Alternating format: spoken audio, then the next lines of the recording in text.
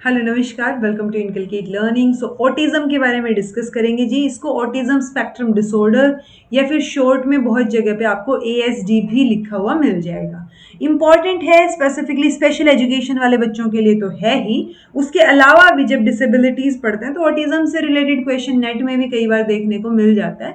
So overall आपको autism के बारे में अगर पता हो सो बेटर रहेगा। ठीक है, so this is presented by me Raveena. Videos informative लगे तो इनकलकेट लर्निंग को लाइक शेयर सब्सक्राइब कर सकते हैं। मैक्सिमम चीजें कवर करने की जो है वो ऑटिज्म से रिलेटेड कोशिश करेंगे, ताकि आपको ऑटिज्म से रिलेटेड और कोई वीडियो ना देखनी पड़े या और कोई चीज जो है वो आपको जरूरत ना पड़े। ओके, सो ऑटिज्म या फिर ऑटिज्म स्पेक्ट्रम डिसऑर्डर, एक तो ये एक चीज नहीं होती कि जैसे बुखार हो गया, फीवर है, दैट्स इट। बट नहीं, यहाँ पे डाइवर्स ग्रुप ऑफ कंडीशंस यहाँ पे आपको देखने को मिलती है।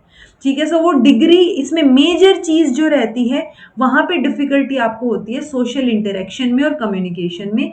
मेजरली क्वेश्चन तो यहीं से आ जाता है कि ऑटिज्म से रिलेटेड जो बच्चे होते हैं या ऑटिज्म ऑटिस्टिक जो बच्चे होते हैं उनमें, ऑटिस्टिक इंडिविजुअल जो है उसमें क्या एग्जैक्टली के मेजर कैरेक्टरिस्टिक है। सो मेजर दिक्कत ये आ जाती है कि वो सोशल इंटरेक्शन नहीं कर पाते, बातचीत नहीं कर पाते किसी से। सो यही वर्ड, सोशल लेवल पे वो इंटरेक्ट नहीं कर पाते, ये एटलीस्ट आपको पता होना चाहिए। ये तो मेजर चीज है, ये भी नहीं पता तो गड़बड़ हो जाएगी। ठीक है, और भी बहुत सारी कैरेक्टरिस्टिक हैं। टिपिकल पैटर्न ऑफ एक्टिविटीज या बिहेवियर डेफिनेटली हमें देखने को मिलता है। जैसे transition from one activity to another activity, इसमें आपको डिफिकल्टी आएगी। आप डिटेल्स पे फोकस करने में डिफिकल्टी आएगी, या फिर सेंसेशंस के प्रति आपके अनयूजुअल रिएक्शंस देखने को मिलेंगे।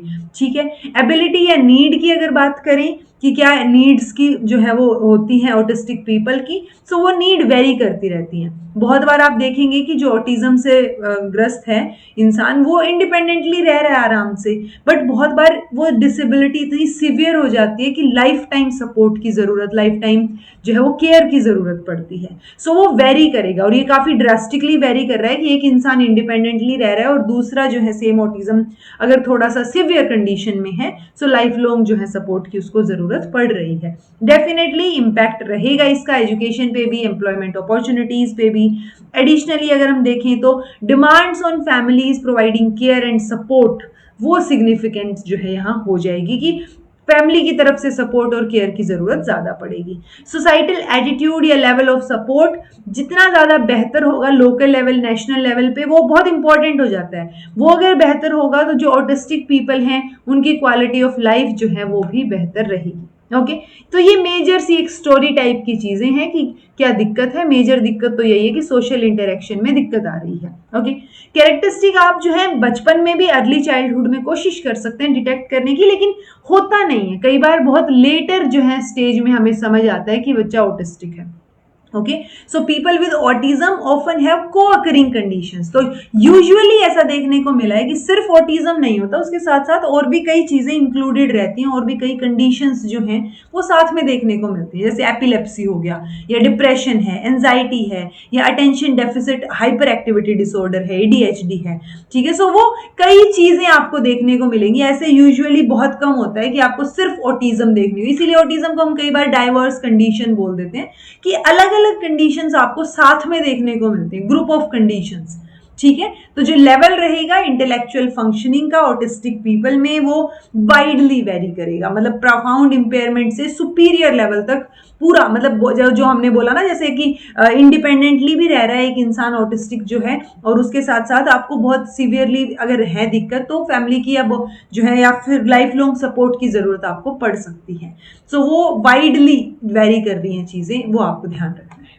ओके, कारण क्या है? सो देखो, कारण बहुत सारे, प्रोबेबली बहुत सारे फैक्टर्स हो सकते हैं, ये साइंटिफिक एविडेंस बोलते हैं। मतलब एनवायरमेंटल और जेनेटिक कोई भी फैक्टर यहाँ पे देखने को मिल सकता है।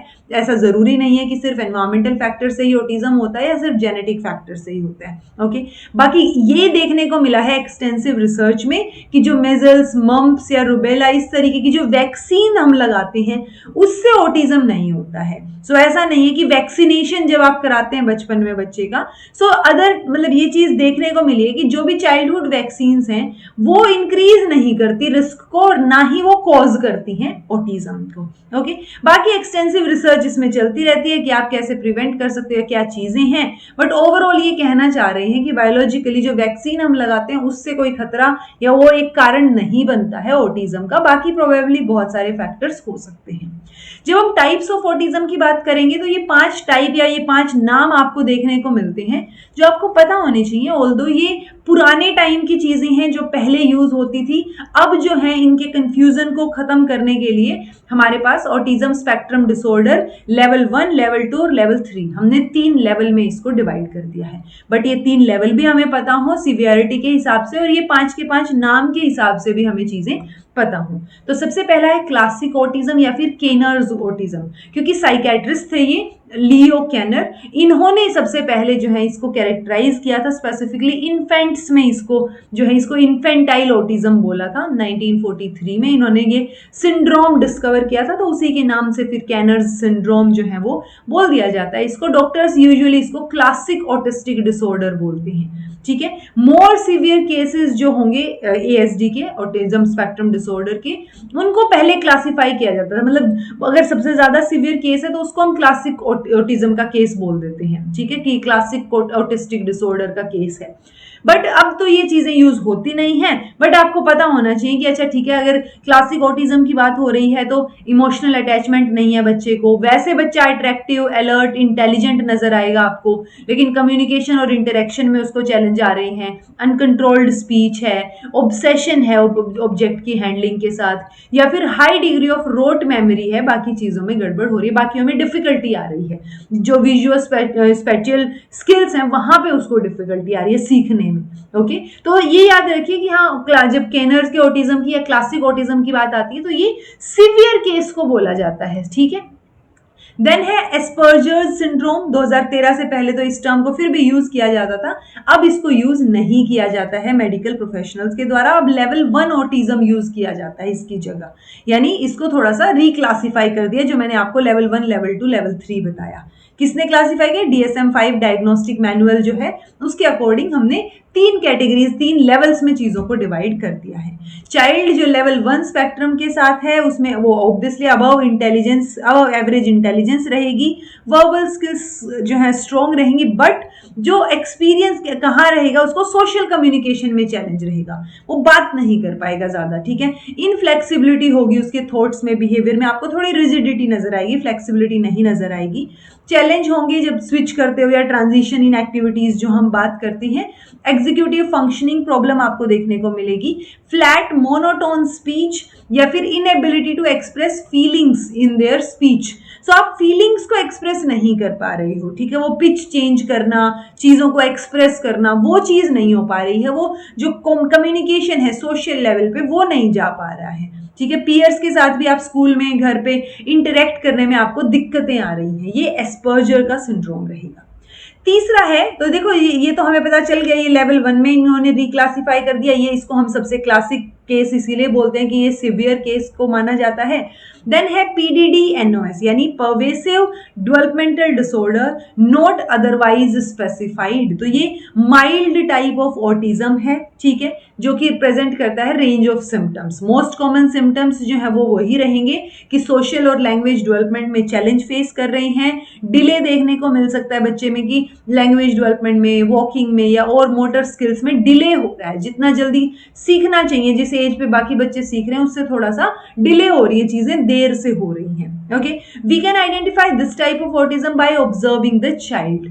सो बच्चे को ऑब्जर्व करना, बट पॉइंट ये भी हो जाता है ना कि हम अर्ली डायग्नोस इसलिए नहीं कर पाते कि बच्चे को देख के आप मतलब सोचोगे ही नहीं ना यार, अपने बच्चे को देख के कौन सोचता है कि ऑटिज्म तो नहीं होगा, एक बार देखूं, क्योंकि आप जितना ज्यादा सोचते जाते हो कई बार चीजें उतनी होती नहीं है जितनी हम बना देते हैं सोच सोच के, राइट। सो वो भी शायद एक रीजन हो सकता है।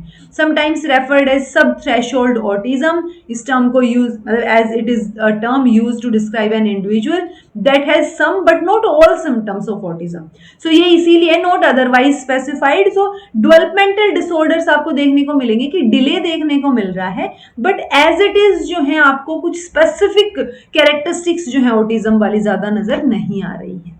देन है चाइल्डहुड डिसइंटीग्रेटिव डिसऑर्डर, CDD, जिसको हेलर्स सिंड्रोम भी बोलते हैं, डिसइंटीग्रेटिव साइकोसिस भी बोलते हैं। ये एक न्यूरो डेवलपमेंटल डिसऑर्डर है जिसमें डिले देखने को मिलेगा, अगेन डेवलपमेंटल प्रॉब्लम्स में, लैंग्वेज, मोटर स्किल या सोशल फंक्शंस में, वही अगेन डिले।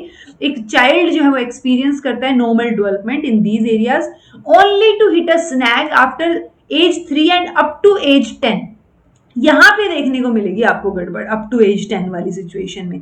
यहाँ पे ये थोड़ा सा प्रोमिनेंट है। जैसे जो सबसे पहला था उसको इन्फेंटाइल ऑटिज्म बोला था ना क्लासिक को, क्योंकि वो एज 3 के अराउंड आपको देखने को मिलेगा, छोटे बच्चों में ही आपको पता चलेगी वो चीजें। ओके, सो ये वो वाली दूसरी कंडीशन हो गई इसकी। Developmental loss can be very heartbreaking for parents who had no idea their child has autism, challenges all along। obviously parents को आइडिया ही नहीं होता तो ऑब्वियसली हार्ट ब्रेकिंग है कि वो डेवलपमेंटल लॉस हो रहा है या उनको समझ नहीं आ रही हैं चीजें। कारण जो है वो डेफिनेटली अननोन है, नहीं पता है चीजें, बट इसको लिंक किया जाता है कि न्यूरोबायोलॉजी ऑफ ब्रेन से ये रिलेटेड है। ठीक है, मोर कॉमन ये बॉयज में देखने को मिलता है। ये बात आप ध्यान रख सकते हैं कि अगर 10 केस आ रहे हैं CDD के तो उसमें से 9 केस जो है वो बॉयज के देखने को मिलेंगे। ओके, तो CDD बॉयज में ज्यादा देखने को मिलता है।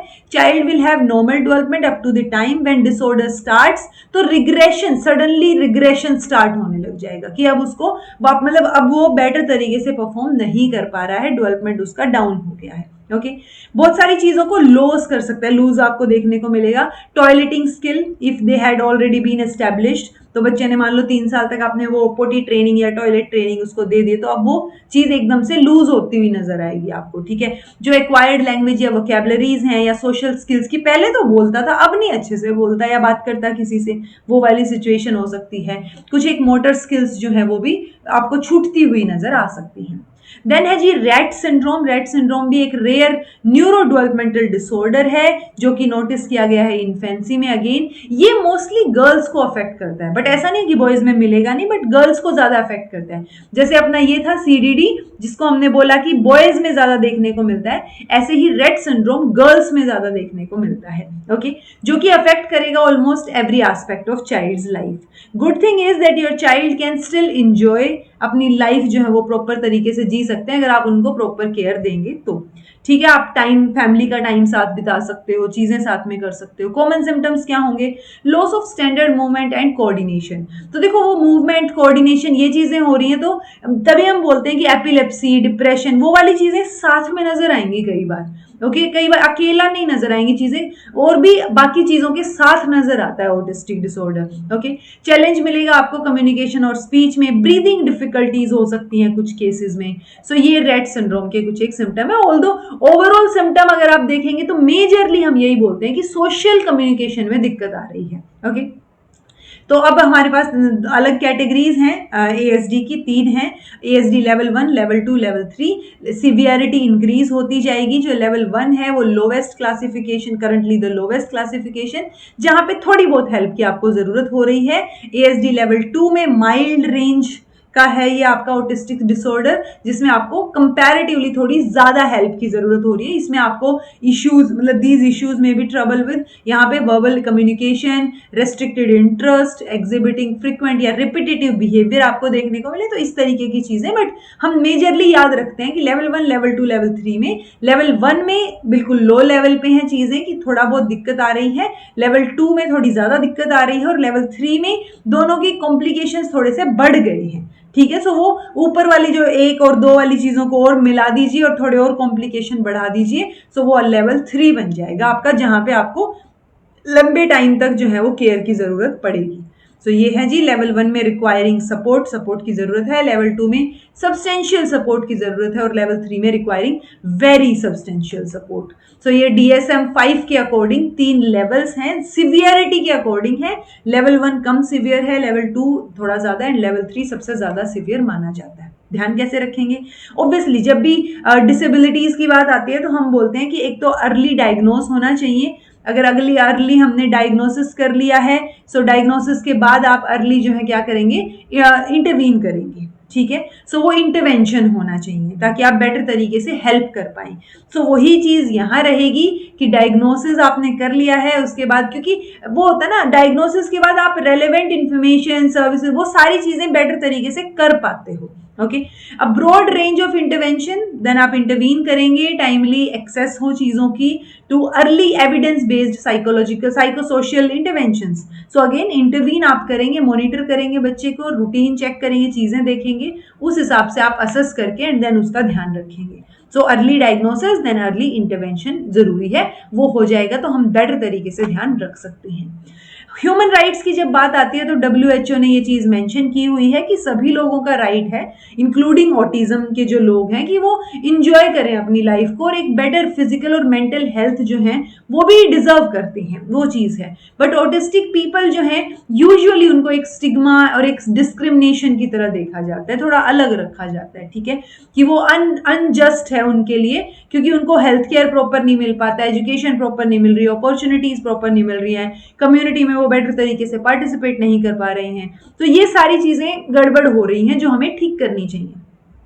People with autism same health problems है उनको भी, जैसे जनरल पॉपुलेशन को होती है, तो उनको भी तो हेल्थ केयर मिलनी चाहिए ना, जैसे जनरल पॉपुलेशन को मिल रही है। सो वही चीजें हैं, बट यहाँ पे वही जो physical inactivity, poor dietary preference, ठीक है, are at a gender risk of violence, injury, abuse, तो ये सारी चीजें यहाँ पे देखने को मिलती है कि थोड़ी और बढ़ जाती हैं, ठीक है। चीजें जो बिहेवियरल रिस्क है, रिस्क फैक्टर्स हैं, वो और ज्यादा बढ़ जाते हैं और उसकी वजह से और ज्यादा चीजें दिक्कत हो जाती है और ज्यादा, ठीक है। बट हमें ठीक करना है, ये चीज WHO ने बोली है।